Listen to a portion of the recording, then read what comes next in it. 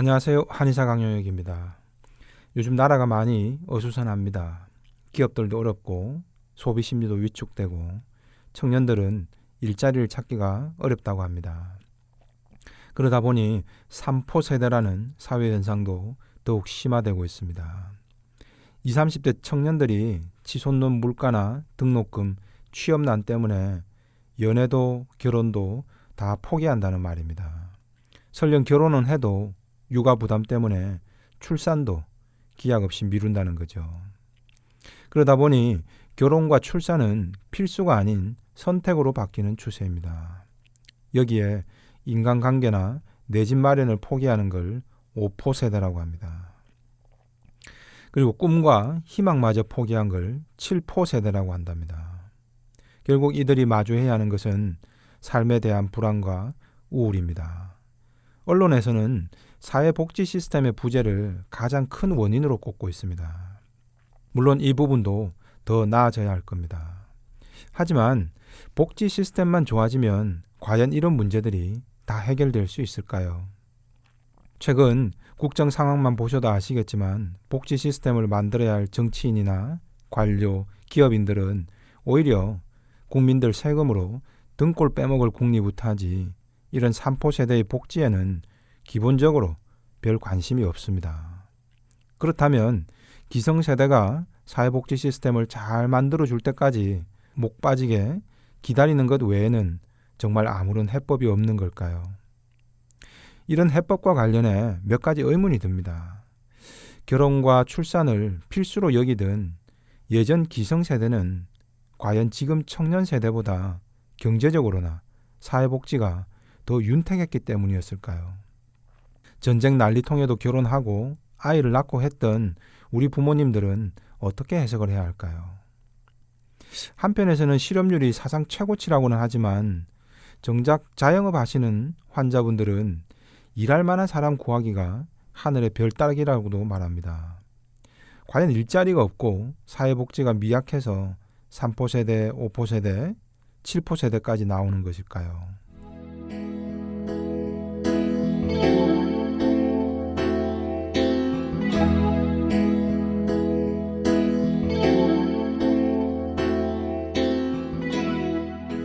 환자 사례를 한번 보시면서 말씀드리겠습니다.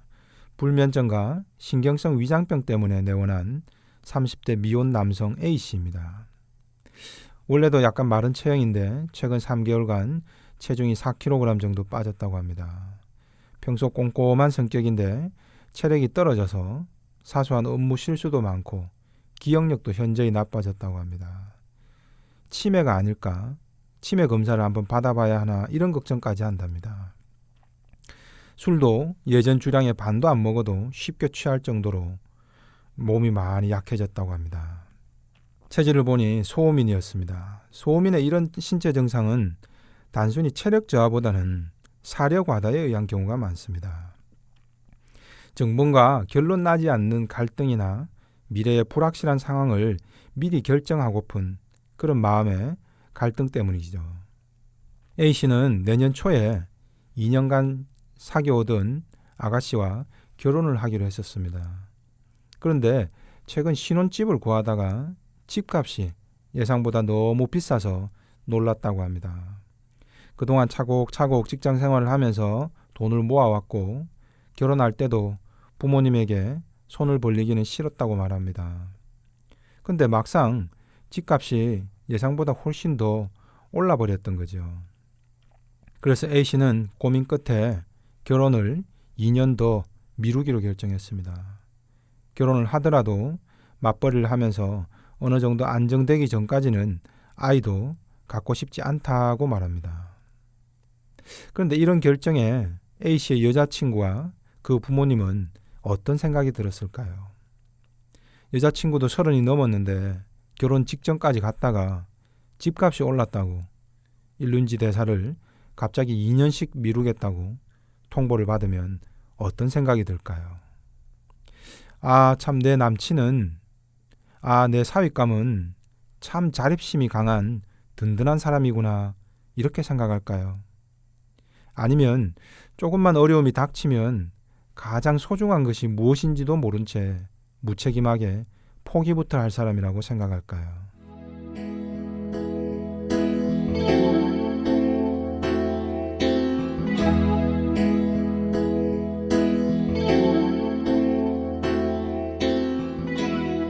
(2년) 뒤에 과연 A씨의 계획대로 돈이 조금 더 모인다고 쳐요. 그러면 그때는 서울 시내에 보란듯이 아파트 한 채 장만하고 당당하게 결혼식장에 들어갈 수 있을까요? 여자 쪽에서는 회의적인 겁니다. A씨의 불면증과 전신쇠약은 이 같은 진퇴양난의 고민에서 출발한 겁니다. 표면적으로만 보면 이는 집값이 치솟아서 청년층의 결혼에 큰 어려움을 주고 있는 사회현상으로 보일 수도 있습니다. 하지만 이는 소민의 자긍심이라는 지극히 개인적인 문제로도 접근해봐야 합니다. A씨의 생각은 이겁니다. 나이 30 넘어서 결혼하는 마당에 아주 비싼 강남 지역 같은 데는 아니더라도 서울 시내에 아파트 한 채는 갖고 출발해야 한다. 왜? 내 친구들도 그랬으니까. 그런데 집값이 많이 올라 내가 지금 가진 돈으론 어림없다. 융자를 받아서 사야 하는데 그러면 결혼 후에 대출이나 이자를 갚느라 힘들어질 게 뻔한데 구태여 그런 압박감까지 받으며 결혼 생활을 하긴 싫다. 그러니 좀 더 경제적으로 안정되면 그때 집장만 끝내고서 그때 결혼하겠다는 겁니다. 이게 과연 더 나은 복지 시스템으로 해결해야 할 문제일까요? 아니면 A씨가 다른 각도에서 현명하게 빠져나와야 할 문제일까요? 30대에 결혼하면 왜 꼭 서울 시내에 아파트 한 채는 갖고서 출발을 해야 할까요? 그 기준은 도대체 어디서 나온 걸까요? 내 친구가 그러면 나도 꼭 그렇게 해야 하는 걸까요? 집값의 문제가 아니라 나 정도 되는 사람은 이 정도는 최소한 갖고서 출발해야 한다는 자긍심의 문제가 아닐까요? 부모 신세는 지기 싫은데 왜 은행 신세는 좀 지면 안 될까요? 결혼 전에 돈을 더 모아서 집을 사는 것과 일단 은행 융자를 받고 결혼 후에 둘이서 대출을 갚아 나가는 것은 어떤 차이가 있을까요? 그리고 신혼집으로 전셋집은 안 되는 걸까요? 아파트가 비싸면 다세대나 빌라에서 시작하면 안 되는 걸까요? 소민들이 자긍심이 강해지면 자신의 혼자 기준으로 세상을 자꾸 재단하려 듭니다. 그 기준대로 되지 않으면 아무것도 선택하지 않겠다는 식이 되죠. 그래서 뭐 아니면 도식의 가치 판단을 하게 됩니다. 삶의 지혜나 유도리가 부족해질 때가 많죠. 지금 A씨는 사랑하는 사람과 그리고 그녀와 함께하면서 알콩달콩 만들어갈 미래의 행복보다 남들에게 보여지고 내 자긍심만을 충족시키는 게 더 중요한 겁니다. 그래서 아파트 한 채가 내 소중한 인연을 놓칠 수 있다는 위기감보다는 앞세워지는 겁니다. 집값과 사회복지의 문제 이전에 내 자긍심에 실마리가 있는 겁니다.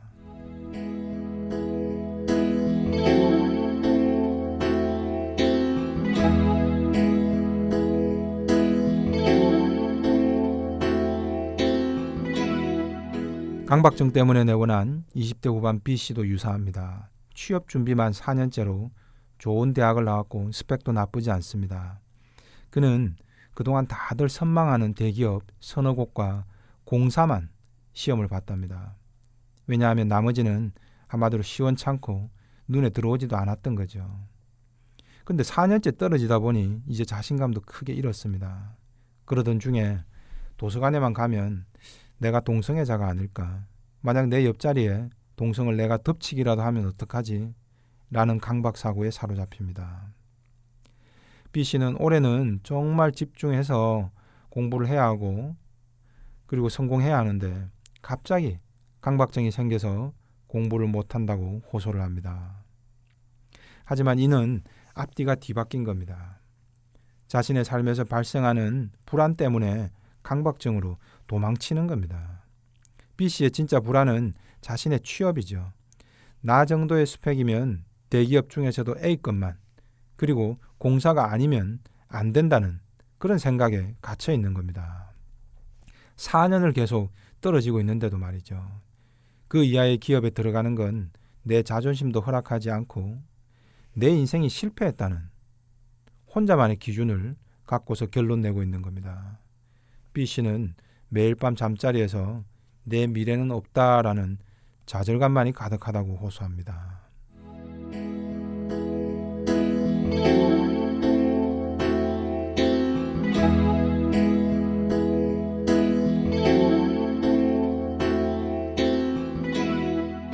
이런 문제는 청년층만의 문제도 아닙니다. 우울증 때문에 내원한 40대 여성 C씨의 사례를 보시겠습니다.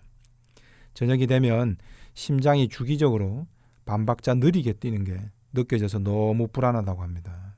심장 검사도 받았지만 이상을 찾지 못했습니다. C씨는 자신의 삶의 불안을 잊기 위해서 신체 감각에 고도로 집중하는 겁니다. 그러면 애초에 고민과 불안을 잠시라도 잊을 수 있기 때문이죠. C씨의 고민 역시 알고 보니 취업 때문이었습니다. 잠자리에 누우면 이제 앞으로 어떻게 먹고 사나 이런 고민을 합니다. 한때 은행원이었는데 몸이 아파서 그만둘 수밖에 없었습니다. 그러나 경력 단절 기간이 벌써 10년이 넘다 보니 은행 같은 사무직종에서는 오라는 데가 현재는 없습니다. 하지만 C씨는 청소나 식당일 같은 건 주변에서 많이 소개를 받았는데도 무조건 싫다며 일을 하지 않고 있습니다. 내가 한때 은행원이었는데 어떻게 그런 일이나 해야 하나 싶은 겁니다. 결국 아무 일도 하지 않고 10년째 노부모님에게 얹혀 사는 중입니다. 그러면서 내가 낮아졌다는 생각 때문에 대인기피증이 오고 밖으로 나가지 않으니까 더 무기력하고 우울증만 심해집니다. C씨는 우울증 때문에 밖을 못 나간다라고 생각하지만 자신이 초라하다고 생각해서 밖으로 안 나가니까 자꾸 우울증이 심해지는 겁니다. 이들처럼 앞날이 자꾸 걱정된다면 어떻게 해야 할까요? 일단 아무 일이라도 좀 시작해야 합니다. 낮은 일이라도 하고 있으면 지금보다는 덜 불안합니다. 평생 낮은 일만 하라는 것이 아닙니다. 하지만 지금 이 낮은 일도 못하면서 안 하면서 더 번듯하고 큰 기회가 오기는 힘듭니다. 그리고 더 큰 일이 주어져도 성공적으로 잘 해낼 가능성이 높지 않게 됩니다.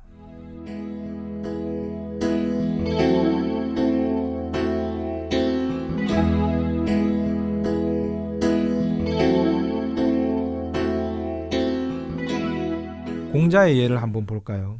인류 역사상 가장 훌륭한 학자 중에 한 명으로 칭송받는 그가 가진 첫 번째 벼슬은 고작 나라 창고를 관리하는 아주 낮은 직책이었다고 합니다. 그 다음 얻은 직책은 마구간직이었습니다.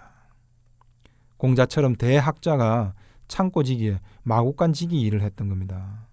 하지만 공자는 나 같은 대단한 학자가 이따위 허드렛 일이나 해야 하냐라며 세상을 원망하며 우울해하거나 불안해하지도 않았습니다. 노노에도 지위가 없음을 걱정하지 말고 설 수 있는 내 능력부터 걱정하라. 나를 알아주지 않는 걸 걱정하기보다는 알려질 수 있는 바탕을 추구하라 라고 했습니다. 공자가 한참을 변변한 벼슬 하나 얻지 못하자 주변에서 자꾸 비아냥거렸습니다. 그때도 공자는 제자들에게 내가 무엇을 붙잡겠는가? 활 쏘는 일을 붙잡겠는가? 그나마 할 줄 아는 말 모는 일이나 하겠다라고 했습니다. 그래서 공자가 마국간에서 일할 때 말이 가장 건강하고 튼튼해졌다는 겁니다. 공자 같은 천하의 대학자도 당장 주어진 일이 마국간 일밖에 없다면 그것도 열심히 했다는 겁니다. 평생을 아무 생각 없이 허드렛 일이나 하면서 대충 살자는 이야기가 아닙니다. 지금 내게 당장 주어진 기회가 말똥 치우는 일밖에 없다면 이것도 일단 감사하게 열심히 하자는 겁니다. 그리고 계속 공부하고 노력하다 보면 하나씩 더 큰 기회는 반드시 온다는 거죠. 근데 첫 직장부터 신혼집부터 이미 번듯하게 다 갖춰놓고 출발해야 한다는 생각은 오히려 우울과 불안을 불러오게 됩니다. 이것이 진짜 내 욕심일 수 있다는 걸 돌아봐야 하지 않을까요? 이상 한의사 강요혁의 심통부리기였습니다.